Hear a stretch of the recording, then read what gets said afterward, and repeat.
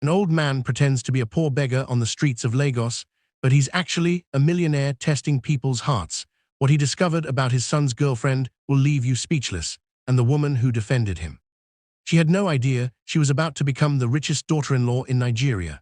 The afternoon rain had just stopped in Victoria Island, Lagos, leaving the streets glistening with water and dotted with muddy puddles. Papa Emeka, a distinguished-looking elderly man dressed in worn clothes and faded slippers, sat peacefully on a wooden bench outside the Palms shopping mall. His weathered hands rested on his knees as he watched the busy Lagos traffic flow by. He had just finished sweeping the front of a small electronics shop, earning a few naira coins from the grateful owner. The smell of suya from a nearby vendor mixed with the petrichor of fresh rain, creating the familiar atmosphere of Lagos after a downpour. Suddenly, the roar of a powerful engine cut through the ambient noise. A sleek black Range Rover Sport approached at dangerous speed, its driver seemingly oblivious to the large puddle directly in front of Papa Emeka's resting spot. The inevitable happened. Splash! A massive wave of brown, muddy water erupted from beneath the expensive vehicle's wheels, completely drenching the elderly man from his grey hair down to his worn sandals. The force of the water was so strong that it knocked his small plastic bowl to the ground, scattering the few coins he had collected. Papa Emeka gasped, wiping muddy water from his face with trembling hands. His simple shirt and trousers were now completely soaked and stained. Nearby shoppers and pedestrians stopped in their tracks, witnessing this display of callous disregard. The Range Rover continued for several meters before finally coming to a stop. Slowly, the heavily tinted driver's window rolled down, revealing a beautifully manicured hand wearing expensive gold jewelry. A sharp, prideful female voice cut through the air. "You shouldn't be sitting so close to the road, old man. This is not your village." The window immediately rolled back up, and the luxury vehicle sped away, leaving behind only the acrid smell of expensive perfume mixed with exhaust fumes. The crowd of witnesses erupted in angry murmurs and shouts, but Papa Emeka simply raised one weathered hand in a gesture of peace. "Leave her," he said softly in Igbo-accented English. "God will judge her actions." What nobody in that crowd knew was that this poor beggar owned half of Lagos Island. Ngozi Okafor, the driver of the Range Rover, felt absolutely no remorse as she pulled into the parking garage of Silverbird Galleria. At 28, she had built her entire identity around projecting wealth and superiority over those she deemed beneath her social class. Walking confidently through the marble corridors of the luxury mall, her designer heels clicking rhythmically against the polished floor, she pulled out her iPhone 15 Pro Max. The phone's camera captured her perfectly applied makeup and the Louis Vuitton bag draped over her shoulder. Within seconds, she had posted the selfie to her Instagram story with the caption, "Only the strong walk over the weak. Boss lady, Lagos life, boss lady." Her phone immediately began buzzing with notifications. Comments poured in from her followers: "Slay Queen of Queens, teach them, Ngozi, your goals mama." Each notification fed her ego further. To Ngozi, what had just happened with the old beggar was nothing more than clearing an obstacle from her path. In her worldview, poor people existed solely to serve those with money, and showing them any form of respect would be a sign of weakness. She had built her entire social media brand around this philosophy of dominance, amassing thousands of followers who celebrated her coldness as confidence and her cruelty as keeping it real. What Ngozi didn't realize was that her heartless actions had just set in motion a chain of events that would completely destroy the life she had worked so hard to build. Karma was already weaving its intricate web around her. As the evening shadows grew longer across Lagos, Papa Emeka made his way home through the less crowded streets of Victoria Island. His clothes had dried during the long walk, but the mud stains remained as visible reminders of the day's humiliation. He approached an imposing set of golden gates that opened automatically as they recognized his approach. Beyond those gates lay one of the most magnificent mansions on Banana Island, a testament to decades of successful business ventures and wise investments. The house itself was a masterpiece of modern Nigerian architecture, with its white stone facade, perfectly manicured gardens, and a circular driveway that could accommodate a dozen luxury vehicles. Crystal chandeliers were visible through the floor-to-ceiling windows, and the soft glow of expensive lighting created an atmosphere of refined elegance. This was the home of Chindu Emeka, one of Lagos's most successful entrepreneurs, and unknown to the outside world, Papa Emeka's beloved son. Chindu was in the spacious living room, surrounded by Italian leather furniture and original artwork from renowned Nigerian artists. He looked up from his iPad, where he had been reviewing quarterly reports from his multiple companies and immediately noticed his father's disheveled appearance. The concern in Chindu's voice was evident as he inquired about what had happened to his father's clothes. Papa Emeka, settling into his favorite armchair, recounted the afternoon's events with a mixture of sadness and philosophical acceptance.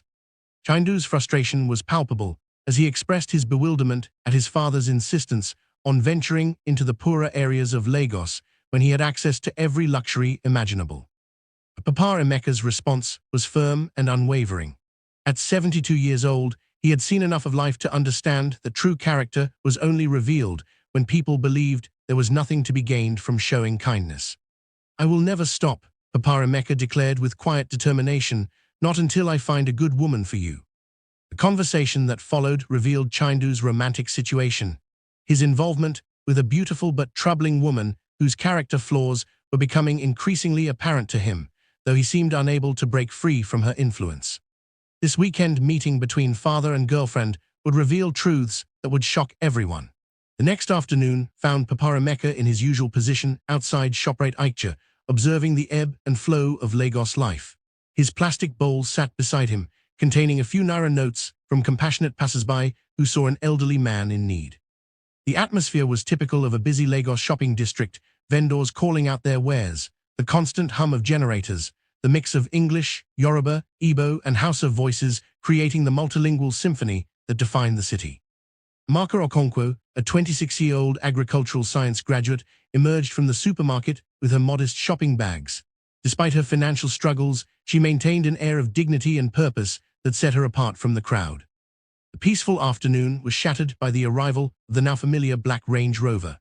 Ngozi stepped out like a queen surveying her domain, her designer sunglasses reflecting the afternoon sun, her expensive perfume announcing her presence before she even spoke. What followed was a verbal assault of stunning cruelty. Ngozi's words were designed to strip away every shred of dignity from the elderly man, her voice carrying the kind of venom that spoke to deep-seated character flaws. She accused him of disgracing his generation, compared him to an animal, suggested he should die quietly rather than burden society with his presence. Each word was a deliberate attempt to dehumanize someone she saw as beneath her notice. Papa Emeka's response was silence, not the silence of defeat, but the powerful silence of someone who understood that engaging with such cruelty would only diminish his own character. But Amaka had heard enough. Her intervention was swift and decisive. She confronted Ngozi with the kind of moral courage that had become rare in modern Lagos society. Her words were carefully chosen but devastatingly effective, stripping away Ngozi's pretenses and exposing the emptiness beneath the expensive facade. The confrontation escalated as Ngozi attempted to use her wealth and connections as weapons, threatening arrest and social destruction. But Amaka stood firm, her moral conviction unshakable. The exchange ended with Amaka's prophetic words about the old man's true importance, a statement that would prove more accurate than either woman could have imagined. Ngozi's departure was theatrical and full of rage, but it was also the beginning of her downfall. This brave young woman had just defended a millionaire and changed the course of her own destiny. After Ngozi's dramatic exit, Amaka approached Papa Emeka with genuine concern etched across her youthful features. The kindness in her eyes was a stark contrast to the cruelty he had just experienced. Their conversation revealed the depth of Amaka's character. Despite her own struggles as an unemployed graduate whose parents were struggling farmers in Enugu State, she saw potential for positive change rather than an opportunity for pity.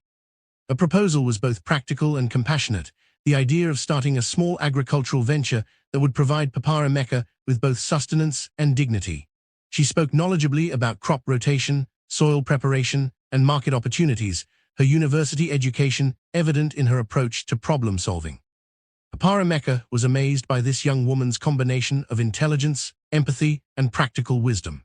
Her willingness to invest her own time and limited resources in helping a stranger spoke to a character that was becoming increasingly rare in modern Nigerian society. As Amaka gathered her belongings and prepared to leave, she left Papa Emeka with a sense of hope he hadn't felt in months. Her parting words about meeting again the next day carried the promise of a future that might be brighter than he had dared to imagine.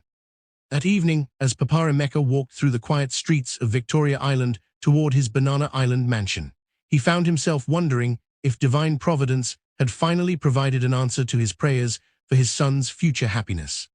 This millionaire father had just discovered the perfect woman for his son, but the revelation would come in the most unexpected way. Papa Emeka's return home that evening was markedly different from the previous day. Instead of muddy clothes and dejection, he carried himself with renewed energy and optimism that was immediately apparent to his son. Chindu noticed the transformation immediately. His father's eyes held a light that had been absent for months, and there was an almost youthful spring in his step as he settled into the living room. The story Papa Emeka told was captivating. He described Amaka's intervention with the kind of detail that spoke to how deeply the experience had affected him. Her courage, her eloquence, her refusal to be intimidated by wealth and threats, all of these qualities painted a picture of exactly the kind of woman he had been hoping to find for his son. But it was Amaka's offer of practical help that truly impressed Papa Emeka.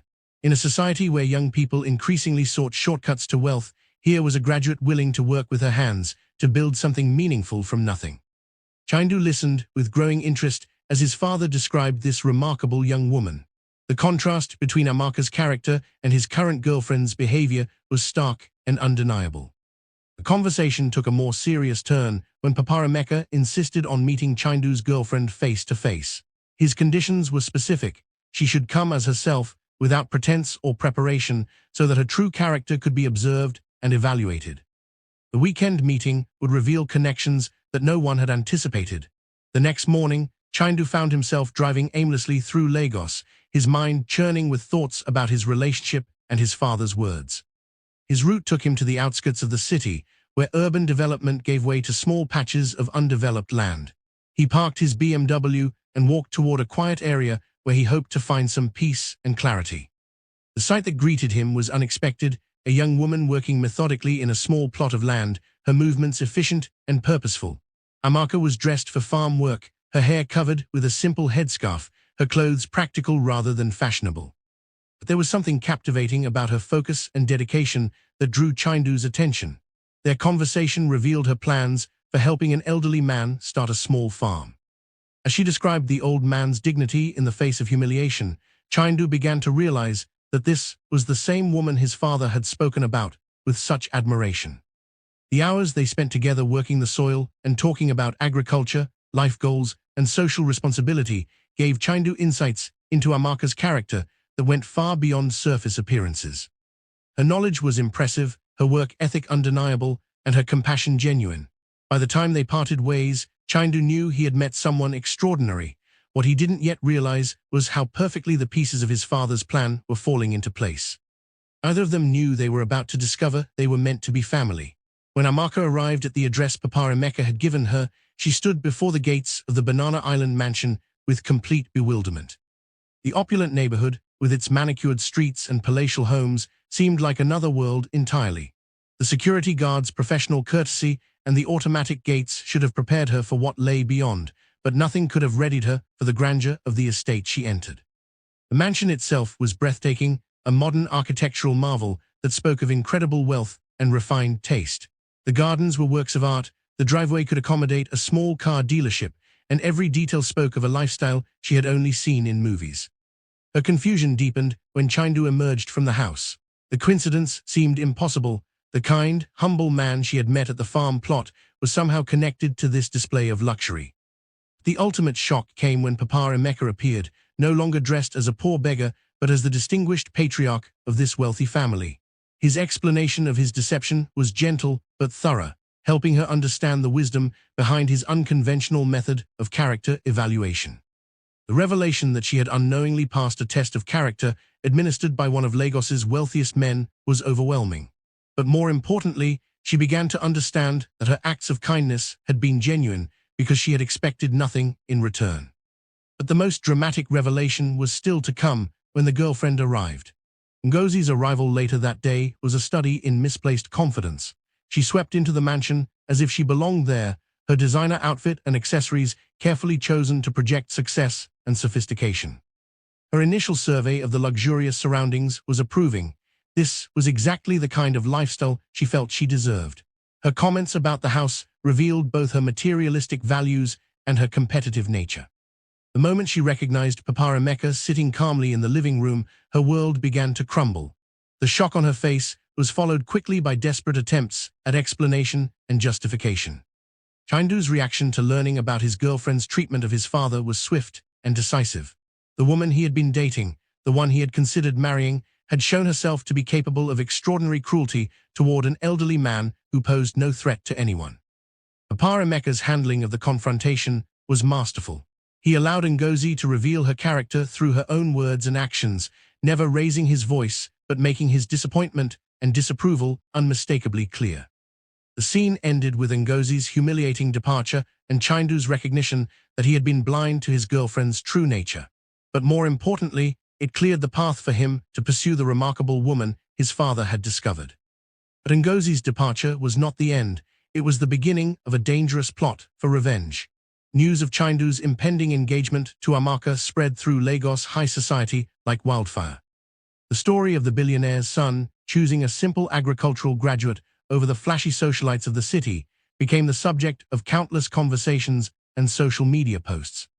For Ngozi, trapped in her luxury apartment in Ikoyi and consumed by rage and humiliation, the news was unbearable.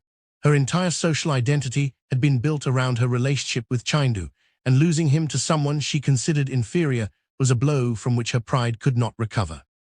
Her plot for revenge was elaborate and vicious. Through her connections in Lagos's underground networks, she contacted Emeka, a man known for handling situations that required moral flexibility and a willingness to break the law. Her instructions were detailed and horrifying: plant illegal drugs in Chindu's business offices to destroy his reputation and freedom, and arrange for permanent harm to come to both Amaka and Papa Emeka before the wedding could take place. Ngozi had underestimated the loyalty that genuine kindness could inspire. Emeka remembered Chindu as the businessman who had saved his family during their darkest hour, paying for his mother's cancer treatment and providing employment where no one else would take a chance on them. Instead of carrying out Ngozi's instructions, Emeka carefully documented her entire plan, recording her conversations and preserving evidence of her criminal intentions. Justice was about to be served in a way Ngozi never expected. The evidence Emeka presented to Chindu was damning beyond imagination. The recordings captured Ngozi's voice clearly articulating her murderous intentions, her callous disregard for human life, and her willingness to destroy innocent people to satisfy her wounded pride. Chindu's reaction to hearing the woman he had once loved planning the deaths of his family members was a mixture of horror, disgust, and profound sadness. The realization of how close he had come to marrying someone capable of such evil left him shaken. The police operation that followed was swift and professional. Ngozi was arrested at the Radisson Blu Hotel in Victoria Island, where she had been celebrating what she believed would be her successful revenge. Her trial became one of Lagos's most talked-about legal proceedings.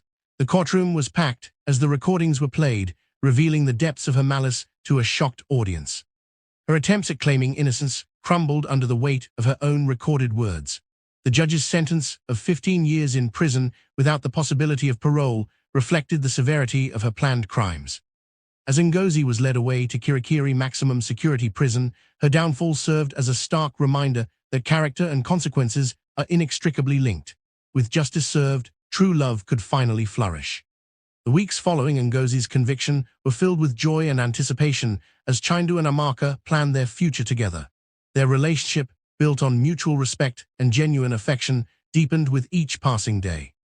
Chindu's proposal was simple but heartfelt, taking place in the same small plot of land where they had first worked together. His promise to honor and provide for Amaka's parents demonstrated the values Papa Emeka had hoped to find in a daughter-in-law. The trip to Enugu to meet Amaka's parents was a revelation for Chindu. Seeing the humble circumstances from which such an extraordinary woman had emerged only increased his respect for her character and determination. His gesture of providing a new home for his future in-laws in Lagos was received with tears of gratitude and joy. The transformation it would bring to their lives was immeasurable, but for Chindu, it was simply the right thing to do. The wedding ceremony at Eko Hotel was a perfect blend of traditional Nigerian customs and modern elegance. Papa Emeka's speech about character triumphing over superficial qualities resonated with every guest in attendance.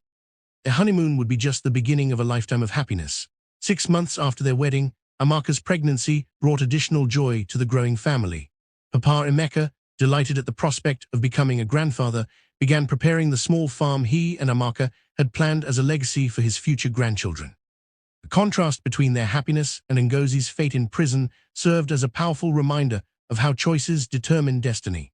While Ngozi spent her days in the harsh reality of Kirikiri prison, slowly learning the consequences of pride and cruelty, the Emeka family flourished.